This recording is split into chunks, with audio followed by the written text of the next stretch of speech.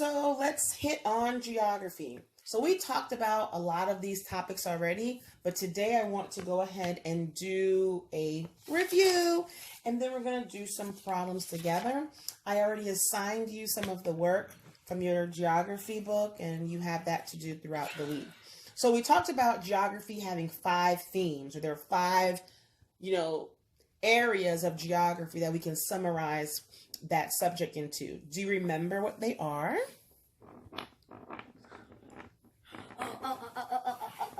Location. Location, longitude, latitude. Go ahead. I'm sorry. Go ahead. Longitude, latitude, countries, states. You're going into regions. Yes. So for location, we talk about longitude, latitude, where things are actually located, an address using coordinates, right? You don't need the pencil. You can put it up. Oh, really? I'm not going to do you're not going to give me... Oh, not right now. Not right now. Oh. So the next thing that you were jumping into was regions. And when we talk about regions, what are we talking about? You were just saying... Oh, yeah. Countries, states, cities. Very good. And then we talk about movement. Do you remember? Oh, I'm sorry. Go ahead. Okay, what's that? Culture. Okay, before we go into culture. Movement. Okay, go ahead. You tell me. Go ahead, I'm sorry. Culture. And all that falls into what? Do you remember? Place. Right? Oh, yeah, it does. Because in the place, you can find their culture. The culture. And how they treat the environment. That's interaction. Yes, interaction. Mm-hmm. And then you have... Keep going with place. Let's stick with place. So place identifies natural and human features that differentiates one place from another place. So what are some things that differentiates one location from another location? Culture. What else? The people. Mm-hmm. The people. What else? What's the difference between North America and Africa, or North America and South America? We know that the location, the environment, the climate. Go ahead. Say it. Go ahead. The climate. Keep going. Very good. The weather. That's climate. Keep going. I raised the environment, right? Yep. People. Their culture. We said that already. So again, it's people, culture, environment, language. Remember that? Languages, landform, plants, animals, all these different things. Food. The food that people eat. All these different things help you understand the natural and human features of one location from another, right? So let's go back to movement. When we talk about movement, that's how do people, goods, and ideas move from one place to another, right? Remember that what happens in one place often affects what happens in another place. Does that make sense? Yes, because if we dump oil here in our oceans, it can go up to another place, affecting another place. Another country, right? Absolutely. So we talked about location. We talked about regions. We talked about movement. We talked about place. And then you said interaction, the environment. Very good. Interaction is how do we as humans impact the climate and the interact? Very good. How do we as humans interact with our environment? Right? Mm-hmm. Very good. So let's continue the discussion. We also talked about understanding the movements of Earth. We talked about that because we did a whole study in the 5th grade on astronomy. And we basically said that planet Earth is part of the solar system. That you already know, correct? Right? You know that already, right? And Earth revolves around the sun in a path called orbit, right? So Earth revolves around the sun in a nearly circular path called an orbit. We knew that already, right? Mm-hmm. And we also knew that a revolution or one complete orbit around the sun takes how many days? 365. 365 or and 366 in a loop year. Yeah, there you go. Okay, so almost about a year. The Earth orbits around the sun. True or false? Or does the sun orbit around the Earth? The Earth revolves around the sun. Very but good. Back in the old days, they thought the sun revolved around the Earth because they said that why wouldn't God put His most greatest creation in the center? Oh, where'd you learn that from?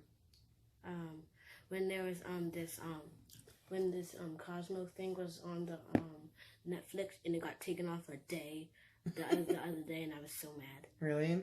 So correct. The Earth orbits around the sun, and it also spins on its axis, right? And an axis, like you already know, is an invisible line through the center of the Earth. Does that invisible line or that axis, does it go from east to west or north to south? North to south. North to south. Very good. So that movement that we were talking about, what's another word? When it goes from north to south and it spins, it's called what? It evolves. Okay, revolve. Okay, you want to use that word? Okay. Starts with an R. Rotate. Rotates. Very good. It's called rotation. And then we talked about how that impacts the seasons and night and day, depending on where you live in the world, right? Did we talk about the globe? I think we talked about that too. So a globe is a scale model of the Earth. So look at our globe here. Oops. Yeah, you should. Right? So a globe is a scale model of the Earth. It shows the shapes and sizes and location of the Earth's land masses, all the land right here, and all the bodies of water, right? Yeah. Features on the surface of the Earth are drawn to scale on the globe. So when we look at these different continents, does it necessarily mean that these are the actual sizes in comparison to other continents? No. Actually, on this globe, it is. But on other globes. Some other globes, right. Some other globes, you'll see one continent is much larger than the other. But in actuality, that may not be scaled properly. But on our globe, it is correct. Yeah. Like when we looked at the maps, and then one was completely different than the other. Exactly. And what you're talking about, those different types of maps, you're talking about the map projections. And the one that I think we talked about was the Robinson map, right? Yeah. And then they had something called, I want to say, the Mercator Projection or the Mercator map. So that's what you're talking about there. Yes. Depending on what map you're looking at, can give you a different view, very good, different view of the size of the different continents, right? Yeah. Okay. So do you remember what longitude and latitude was? Tell me. Which one is that? Longitude is what? This way. I don't know what this way means. I need you to verbally tell me what it means. I don't want you to show me. Right. So longitude. Up to and down. Yeah, just long. Very good. So when we say longitude, when you say it with your mouth opens wide. Not wide, but the long way. Excellent. So longitude means, is that vertical lines or horizontal lines? Vertical. Vertical. Very good. So remember, just like if somebody is short, they'll say, oh my goodness, you are vertically challenged. That means you're short, going up and down the long way that person is short, right? So longitude means vertical lines going up and down. That's north and south. Latitude, how can you remember latitude? Remember what we did last year for that? In your book, latitude? What direction? Left to right. Left to right. What kind of lines are those? Not horizon. Horizontal. So like you said last year, think of a ladder. When you're going up a ladder, the actual parts of the ladder going left to right, right? Latitude, left to right. Horizontal lines. Any questions on What's latitude? What's longitude? No. Why do we even use that terminology? Coordinates. What's the coordinates? And what are coordinates? What's that going to tell me? Your location. Bingo. So let's talk about what we just referenced when you talked about the maps and how different continents can look larger or smaller depending on what map or globe you're looking at. That's called map projections. Okay? Listening? Yeah. So maps are drawings that show regions on a flat surface. Okay? Maps are easier to use than carrying a globe. Would you agree? Yeah. Right? So, but maps can't really show the correct size and shape of the features on the Earth, on the curved surface of the Earth. Right? So when you see a map like on your wall, in your room, and in the game room, when you look at a map, it doesn't really show you the exact size of the actual features of the Earth. Okay? They must shrink it in some places and stretch it in other places in order to make it fit on whatever on whatever they're using for the map projection. Does that make sense? Yeah. So to make up the distortion, because remember they're shrinking some areas, they're stretching some areas, to make up for that, map makers use different map projections. And that's where you were talking about, we have the Robinson map, which may show something bigger or larger. We have the Mercator map, which may show something larger or smaller. That's why they do that. They're just basically trying to even out the distortion of having to shrink some parts and stretch some parts. But that's really important, because if you see a map and they do not accurately depict what the continents look like, you may think one is way larger than another and one is way smaller than another, right? So when we look at the Mercator projection, let me show you something. Look at that map on page M6. Okay? According to that map there, what is the largest continent by size, meaning the way it looks? Antarctica. It looks like Antarctica is huge, right? What else? What's the next largest continent? Then Asia, right? Now look at the Robinson map, which is a more accurate depiction. What looks like the largest continent? Asia. And then what looks like the second largest? Africa. Okay, right? So that's why it's important to make sure we're looking at the right map projection if we want to get accurate information based on what we're looking at. Any questions on that? No. You sure? Yeah. Okay, very good. Now, let's talk about the Mercator projection, which is the first map you looked at when you said Antarctica looks huge on that map.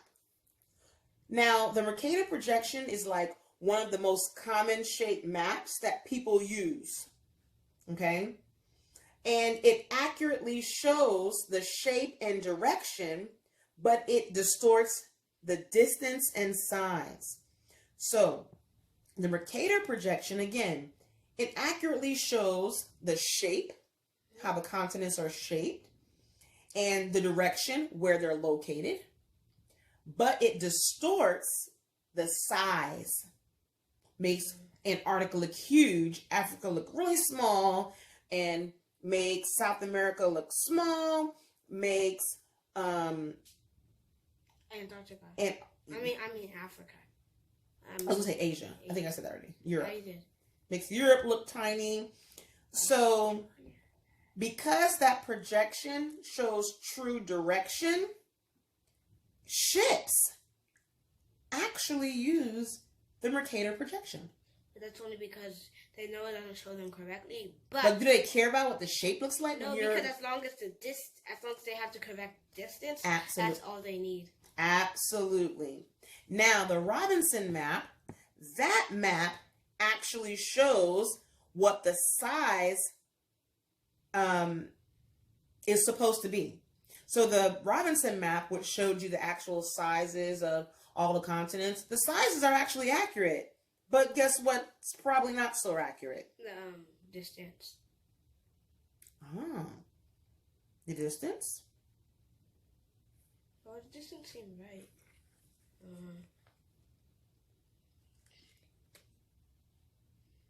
So this one, the distance is pretty good. The distance is good. However, the Mercator is better. So the Robinson map keeps the size and shape and the oceans relative to size, but distorts the size of the polar regions. Okay, the polar regions. So the North Pole, that area, and the South Pole where Antarctica is, those two don't really show the correct size shapes. Those are actually distorted. I think anyone wants to go there. Now let's talk about, how do we even use a map? Have you ever tried to use a map? Like look at a map? Have you ever done that? A zoom map. A zoom map? Like, you know how when we went to the thing with the giraffes? Oh, zoo. Oh, okay. Like if you get a map and it says go this way to see these animals, go that way. Zoo. Okay, very good. Okay. So map makers provide several clues to help you understand the information on the map. What do you think map makers use? A key. Very good. A key.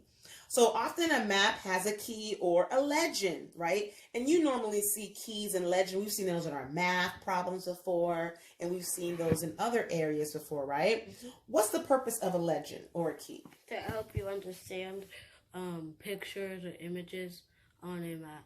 Very good. What else is supposed to be on a map? We normally have a legend, we have a key. The compass. Very good. The compass rose, which tells you what's north, what's south, what's east, what's west. Very good. Something else you probably didn't realize was on a map is a title. Do you know exactly how you didn't realize that? So if you look at the map in your room or in the game room, in our game room, you'll see it has a title. How do you know what you're looking at? How do you know if you're looking at the continents? Well, you probably would know. Or the United States or a particular country. You probably would know by the shape. But maps normally give you a title. All maps must have a title to tell you the subject of the map. What else have you seen? Look at our globe. What is it on here? It should be, oh, see, a legend. You see the legend? Mm-hmm. Let me show you.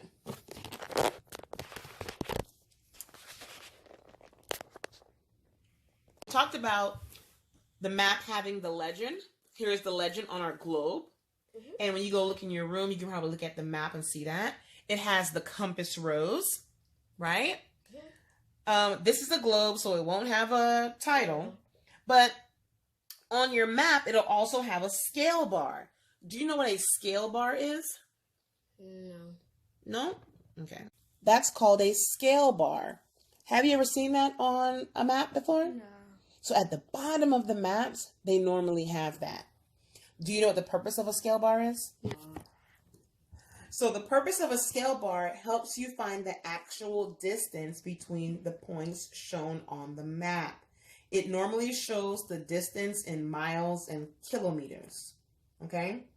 So it basically tells you, as an example, if it's this long, for every inch, an inch represents a mile.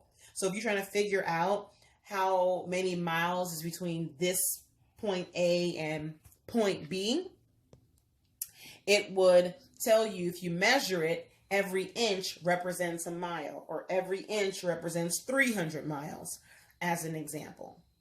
Okay? Okay.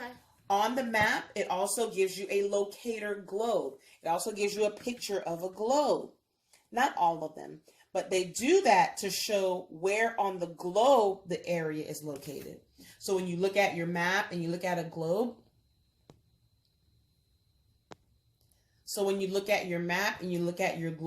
you'll be able to tell and compare the two. Okay? So based on our discussion, how do we use a map? Tell me some of the parts of a map that we just talked about. A map will always have a legend or key, a title, a compass rose, scale bar, a mini globe thing, a locator globe. Very good. Any questions on all the different parts of a map? No. No? Okay. Need a break or you're good? Okay. You good? Wait. You want a break? Okay, go ahead. Take a break. No, the wheel.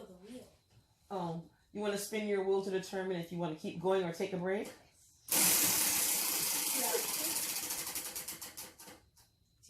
It says, wait, did you put a D for break? Did you just realize that? T for take a break. Oh, T for take a break and D is do not take a break? Okay. So 2 more spins. So we have one T. Spin. One more spin? It was D and T. Okay. Well, you just spent it one time. Yeah, one and then another time. Oh, you spent it 2 times already? Yeah. Okay, go ahead. Okay, we're going to land on take a break. All right, go ahead and take a break. Yay.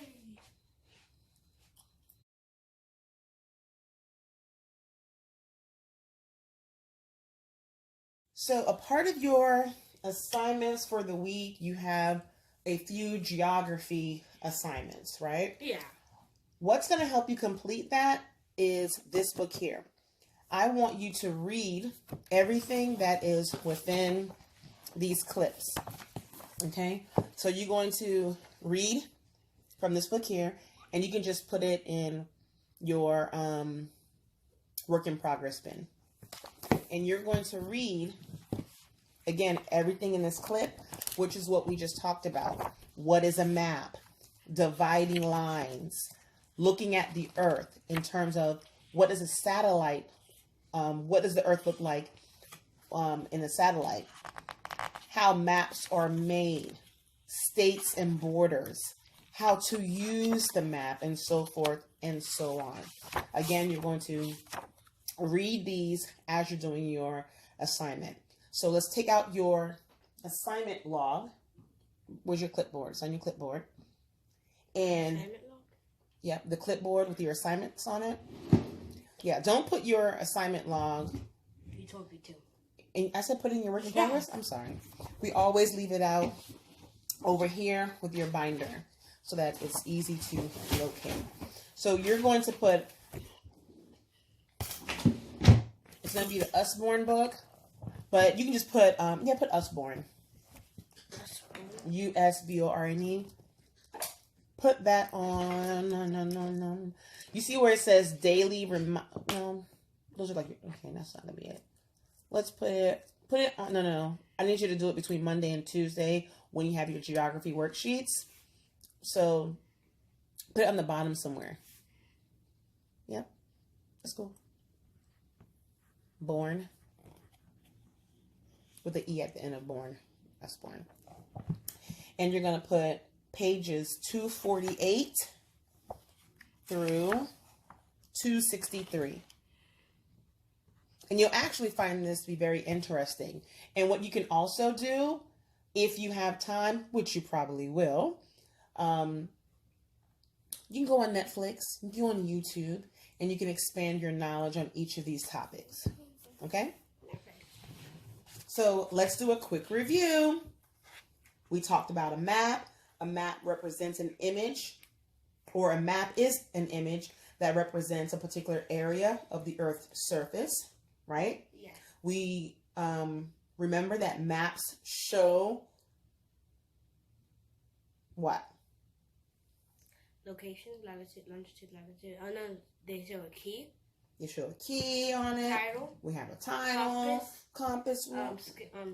Global scale. Very good. All of that. Wonderful. And then we also talked about the different types of maps, right?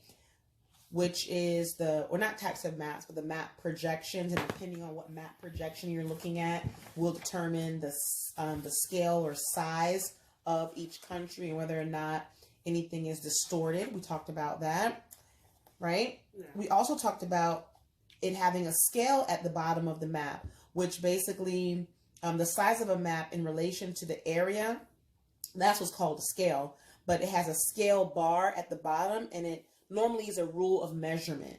It'll say for every inch, as an example, that may represent 300 miles to kind of help you understand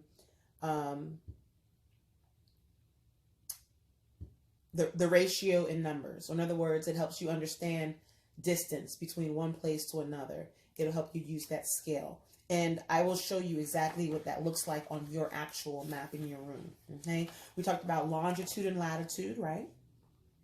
We know that lines of latitude run around the globe. Latitude around east to west, right? Horizontal. We learned that longitude lines run from the north to the south. They're vertical lines. We talked about that. Do you remember the equator? Is the equator on the top of the map, below the map? Where's the equator on your map or your globe? In the middle. Very good, right in the middle. And what's the degrees? Oh, 0. 0. Excellent. So you remember all that. Okay, excellent.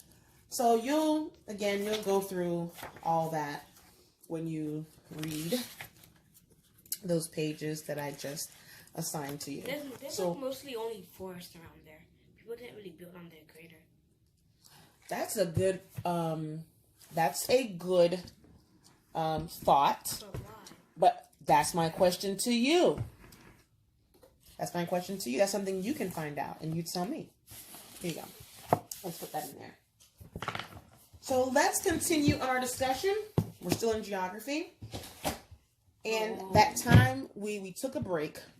So because we're supposed to have an hour and 30 minutes in geography with our break. So let's put that, you're actually right. Yep, no, leave that. Good. Okay. So there are different types of maps, not map projections that show you scale or size, but there are different types of maps in geography. A political map and a physical map. Have you ever heard of that? Political map, physical map? Okay.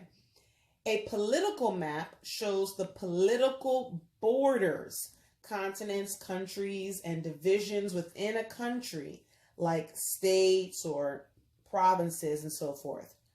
So, let me think of another way of saying that. You see how in the United States, if you look at the United States map and how you have every single state, a political map will show you all the different states. They're the boundaries between one state to another. So how do you know that you crossed into Georgia from Florida? Or how do you know you crossed into Louisiana from Texas? How do you know you've crossed into one state to another? The political map, right? And when you're driving, we're on a road trip, right? And we cross into one state from another, you normally see a sign that says, welcome to Texas, welcome to Louisiana, welcome to California, welcome to Florida, right?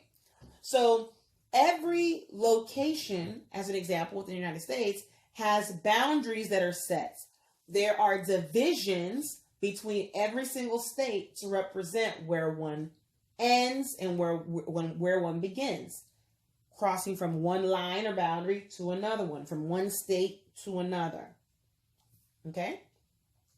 On a political map, you'll normally see different colors. And that's because they want to show you the different countries, the different states, and so forth. So let's say you're in Africa. Africa has countries, right? So when you go from one country to another country, it'll be different colors on a political map. In the United States, we have states. So when you go from one state to another, some political maps may show you a variation of colors, or you just may see the state name. Okay? Political maps also include symbols and labels for capitals and cities and towns. So more than likely, when you have seen a political map, more than likely the maps that you have seen are political maps. It gives you a legend. It shows you with a star to show you it's a capital of that particular state, for example. It can show you different cities. It can have labels for towns and so forth and so on. Right? So come look at this map over here. Come look at this political map. This is a political map of Africa. Okay? Now, here's the key. It says here, if it's a straight line, it represents a national border. So show me straight lines. Very good. Those are national borders. Now, if you see a dotted line, that means a disputed border. Do you know what the word disputed border means? No. That means the two countries do not agree on where it ends and begins or where that particular city in that area falls. Do you see a dotted line? Look over here somewhere. Yes. Where? Show me a point. Very good. How about a capital? If you look at the key, what symbol is a capital? A star. A star. A circle. So can you show me a capital? Very good. Very good. Okay, wonderful. So this is what a political map looks like. A physical map represents what a region looks like by showing its major physical features like hills and plains. So have you ever seen a map before that shows you landforms, hills and plains and deserts and so forth? Yes, actually.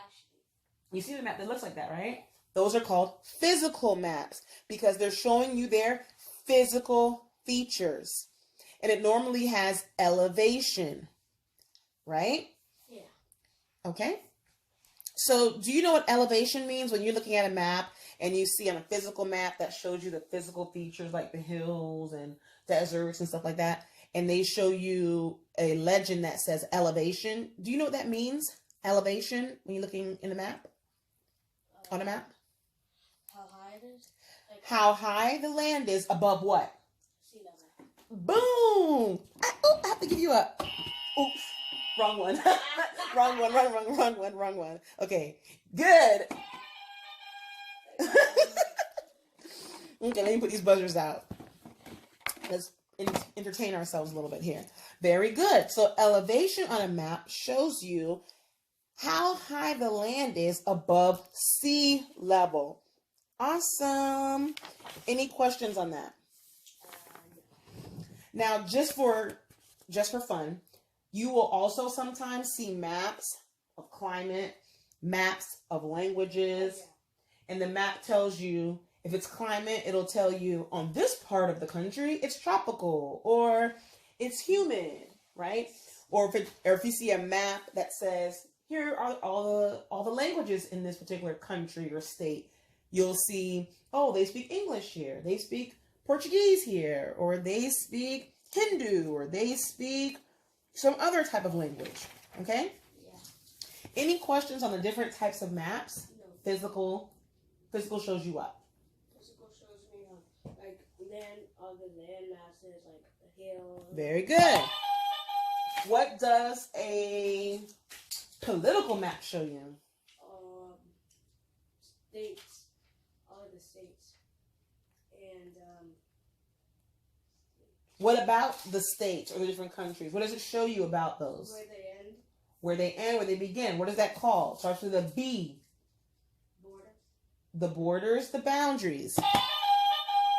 Excellent job. Okay. So in our review today, we talked about location. Again, all this is all the different parts of geography. We talked about location. We refreshed our memory about regions, about places. Now, movement, okay? Let's talk about movement. Again, we're still talking about geography, everything that encompasses that subject called geography. Human migration. What is migration? Moving from one place to another. Excellent job. So migration is a very important part when we're studying history, because since the beginning of history, people have been on the move. Migration is people moving from one place to another, right? And when that happens, when people move from one place to another, what do they normally bring with them? Food. Okay, how they cook. Definitely maps. No, not maps. Think about it. When people move from one country to another, what do they bring with them when they move?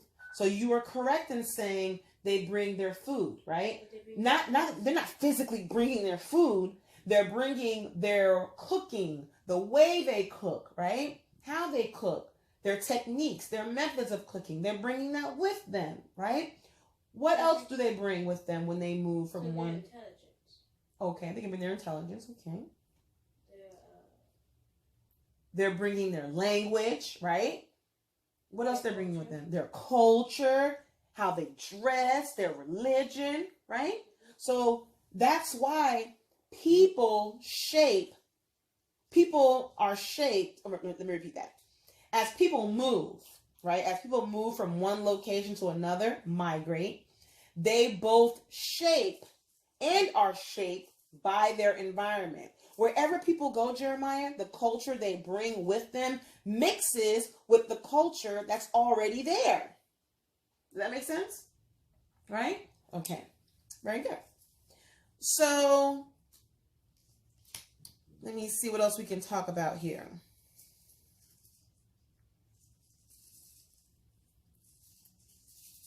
Have you ever heard of push and pull factors? So geographers describe a people's choice to migrate in terms of push and pull factors.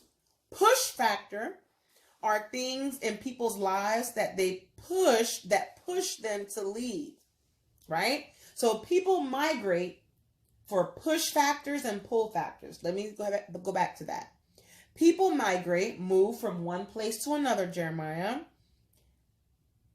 because things push them to leave where they're from.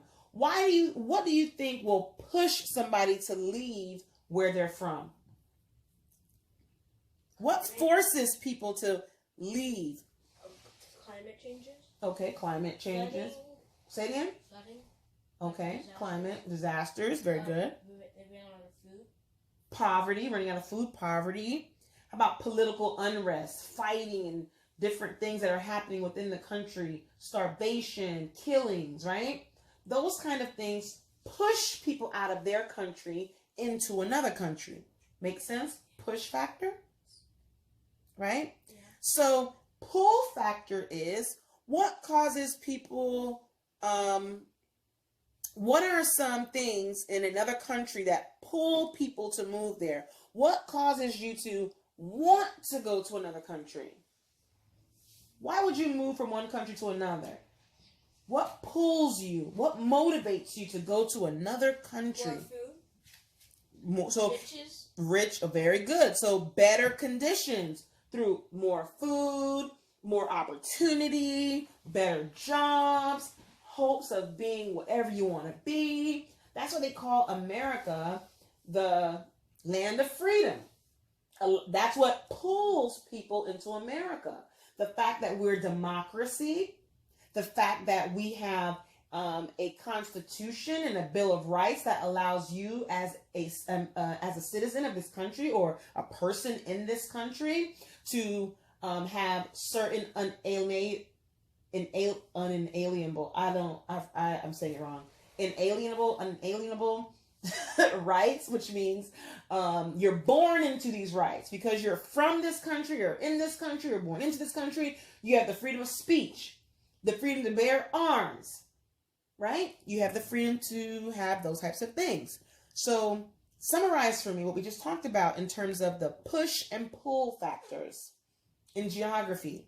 When I say migration is based on the push and pull factors, what does that mean? What's the push factor?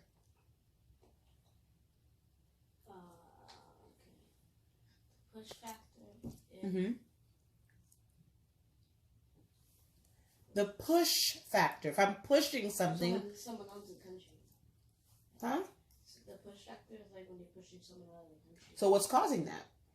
Climate change. Climate change and poverty. Very good. So the push factor is what's pushing the person out of their country? Bad things are happening. Right? Very good. What's the pull factor? What's bringing people to a country? Pull factor. Riches, a better economy. Better economy.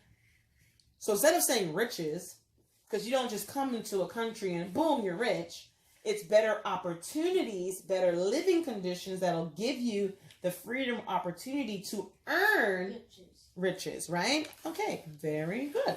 Any questions on human migration and what brings people to a country, what pushes people out of the country? Yeah. Does that make sense though? Yeah. Excellent. And finally, interaction. Remember, we talked about geography being impacted by several things. We talked about location, regions, place, movement. The final thing is interaction. How do we as humans interact with our environment? And the way we interact in our environment can create, we believe, climate change, right? Yes. Okay. So people around the world have many different economic structures, which is the way of making a living.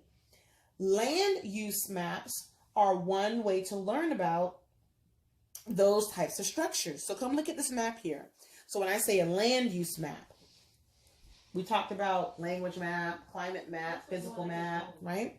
So when you look at this map here and you look at the legend land use map, that says based on where you are in our own country or in any of these continents, this is how the land is normally used, right? So let's look at North America.